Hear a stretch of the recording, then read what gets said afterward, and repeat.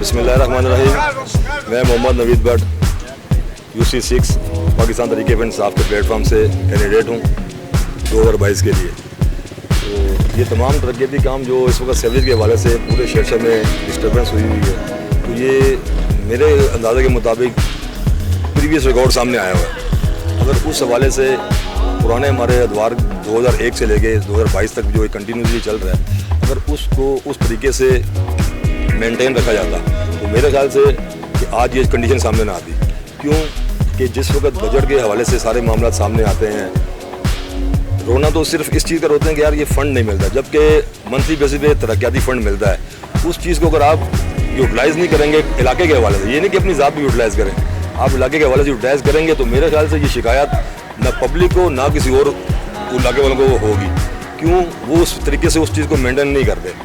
वो सिर्फ जस्ट अगर हम लोग ने ये काम बंद कर दिया बना के, सपोज ये पूरा प्रोजेक्ट ख़त्म हो गया, पूरे कामरात क्लियर हो गए, तो फिर हम किस ब्याह पे सियासत करेंगे। तो वो जब एक काम को उलझा के रखना, अगर वो क्लियर हो जाएगा तो वहाँ पे फिर वो समझ लेंगे उनकी हंडिया वगैरह पकना बंद हो जाती है।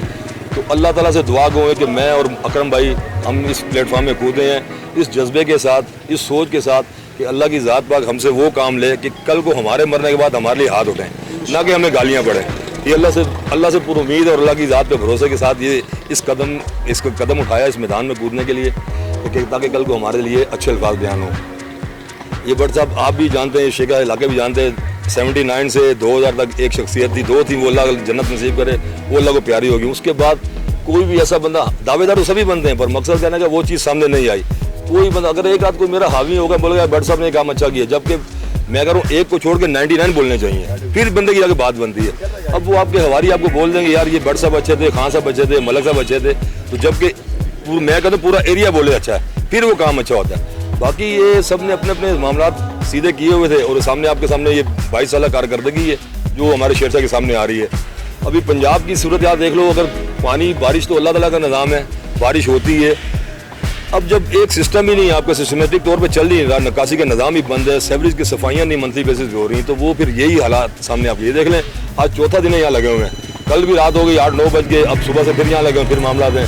अब सियासत के लिए हर बंदा पहुँच जाएगा, ये हम ये कर रहे हैं। तो ये तो भट्ट साहब आपको सारा पता है, सारे मामला कैसे हैं कैसे नहीं है। अल्लाह से ये उम्मीद है कि अल्लाह ताला हमें इक़्तिदार में ले गया है, तो हम अल्हम्दुलिल्लाह सुम्मा अल्हम्दुलिल्लाह ताला के हुक्म से शेरशाह की पुरजोर खिदमत करें। अल्लाह ताला को हाज़िर नाज़िर जान के कि जो शेरशाह का हक़ है उसको हक़ दिला करें। रोज़ी रोटी नसीब की, खाया पिया नसीब के, बाकी शेरशाह के जो हक़ के लिए जो अल्लाह ताला हमें इस काबिल समझे, तो अल्लाह हम पूरी उम्मीद अल्लाह से कि यार अल्लाह ताला हमें शेरशाह की खिदमत का मौका दे, ना कि हमें कोई इस तरह के मामला सामने आके जो लोग उठाते हैं। अल्लाह ताला हमें उस दिन से दूर रखे और अल्लाह ताला दूसरों को भी हिदायत दे कि शेरशाह के दर्द के लिए दर्द महसूस कीजिए, ना कि सिर्फ बनावटी काम कीजिए।